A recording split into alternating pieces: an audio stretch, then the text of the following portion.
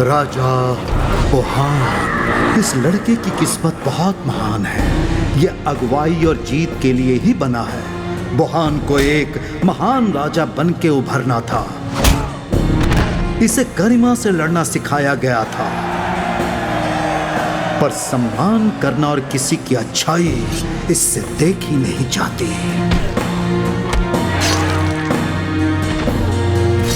हार के खौफ ने इसके काले दिल को दहला दिया था।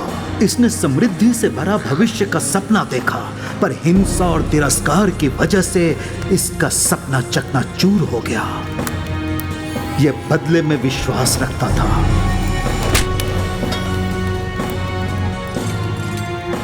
और इसे भरोसा था कि इसका वक्त आएगा।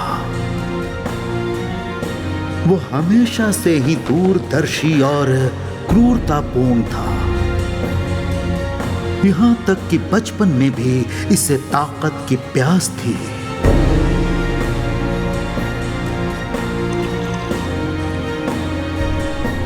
पर सर का ताज इसके भूख और क्रोध के लिए काफी नहीं था। वो एक राजा नहीं, बल्कि वो ईश्वर बनना चाहता था, और इसी की वजह से उसे हमारा हेवनली स्वॉर्ड चाहिए।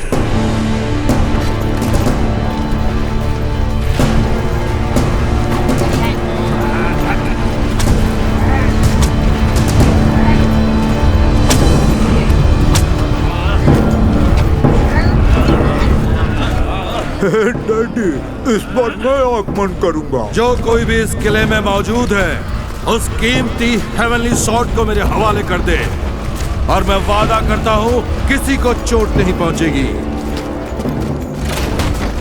इनाम के तौर पर तुम्हें जिंदा छोड़ दिया जाएगा। उसे कैसे पता चला? ये जानकारी उस तक कैसे पहुंची? उन दीवारों को नेस्तनाबूद कर दो। जैसी आज्ञा महाराज।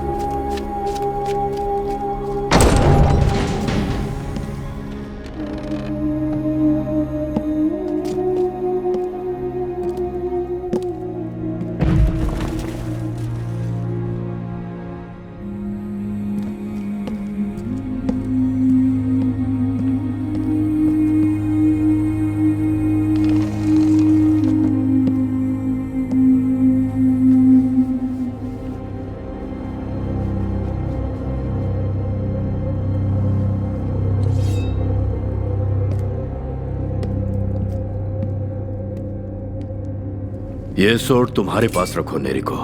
अब इसकी रक्षा की जिम्मेदारी तुम्हारी है। पर हमारी दीवारें कुछ ही देर में ढेर हो जाएंगी, लेकिन किसी भी कीमत पर बोहन के हाथ या तलवार नहीं लगनी चाहिए। पिताजी, आप ये काम मुझे सौंप रहे हैं? आज तुमने जिस तरह बोहन के सैनिकों को मारा, उससे तुमने मेरे हर शिष्य को पीछे छोड़ दिया। यह सच है कि तुम मुक्तिदाता नहीं हो, पर जैसा तकाशी ने कहा, तुम अब नन्ही परी भी नहीं हो। इस तलवार को अपनाओ नेरिको। अपने अहंकार को संभालना, लक्ष्य को याद रखना और चुनौतियों को भी। मैं लोगों के साथ पूर्व दिशा में जाता हूँ। बोहन हमारा पीछा करेगा और तुम तलवार के साथ पश्चिम की ओर जाओगी। पिताजी नहीं, ये आत्महत्या होगी। आप उसकी फौज का सामना नहीं कर सकते। पर तुम कर सकती हो और करोगी भी।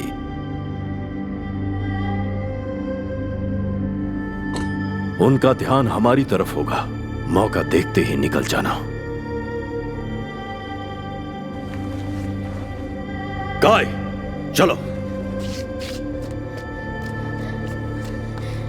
गाय तुम्हें सुरक्षित रखेगी। नहीं, गाय, हमारे रास्ते अलग हैं। गाय, चलो। मुझे मत छोड़ो, साथ चलो मैं तुम्हारे, प्लीज।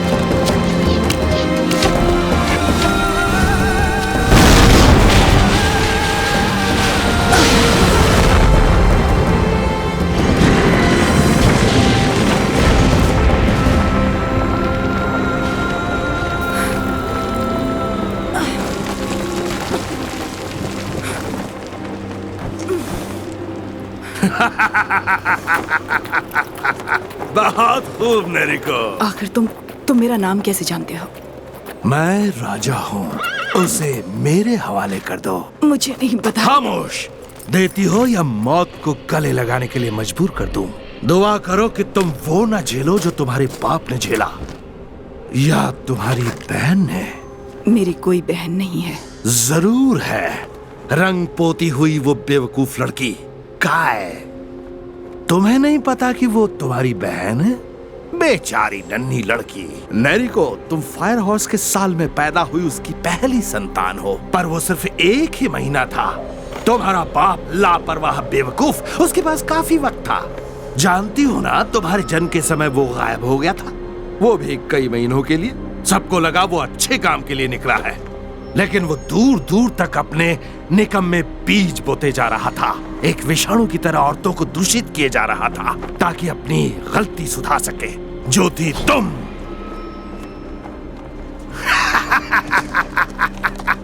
दिसंबर तक तुम्हारी बहन काय का जन्म हुआ। एक और असफलता, कूड़े के ढेर में एक और शामिल।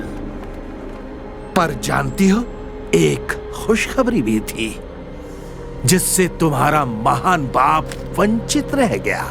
आखिरी महीने की 23 तारीख को, यानी दिसंबर के महीने में ही तुम्हारे बाप के यहाँ लड़का पैदा हुआ। ये सच नहीं है। जिन औरतों के साथ जबरदस्ती हुई थी, उन्हीं में से किसी एक के गर्भ में था तुम्हारा भाई। पर औरत के प्रकोप से कौन बच सकता है? उसने बेटे को जन्म दिया, मरने का नाटक किया और कहीं दूर जाकर बस गई, उत्तर में मछुआरों के बीच। और वहीं पर क्या कहते हैं वो मुक्तिदाता तुम्हारा भाई होना चाहिए, जो कि एक घिनौना लोहार है। तुम शैतान हो बुरहान, झूठ के राजा। मुझे इस दुनिया में किसी का डर नहीं, और तुम्हारे उस भाई का तो रत्ती भर भी नहीं। भविष्यवाणी कहती है, एक ही चीज है जो मुझे रोक सकती है, मुक्तिदाता के हाथ में वो हथियार जो तुम्हारे पीछे है। तो अब मुझे दोनों को खत्म करना होगा। सब खत्म हो गया नेरिको। तुम्हारा परिवार, तुम्हारा वंश, तुम्हारा घर, सब कुछ खत्म। तुम किसके लिए लड़ोगी? तो इस किस्से को भी यहीं खत्म कर देते हैं। नेरिको, हथियार डाल दो। बहुत खूब। अब हार मान लो और पीछे हट जाओ।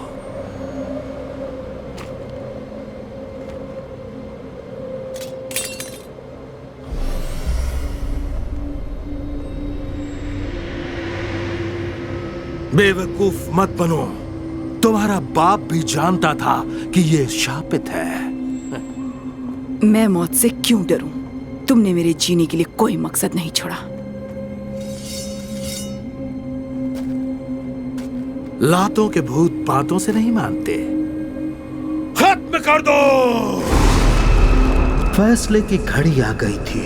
उसे पता था कि बुरहान को सोर्ड देना उसकी सबसे बड़ी गलती होगी। सोर्ड को बचाना उसका सबसे बड़ा कर्तव्य था। वो इस बात से वाकिफ थी कि बुरहान के हाथ में हेवनली सॉर्ड कभी नहीं पड़नी चाहिए, चाहे इसके लिए उसकी जान ही क्यों ना चली जाए।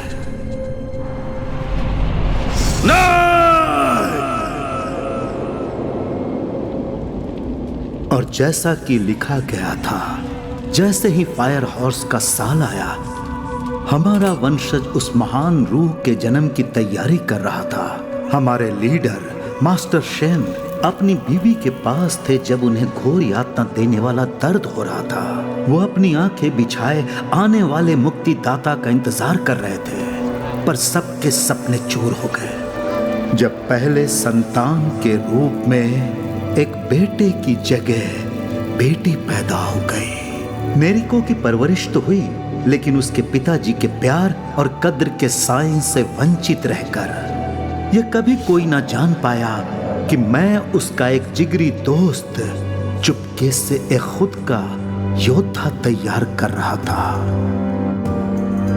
मकसद ये था कि मौत के साए में भी हमारे लोग जिंदगी की उम्मीद रख सकें।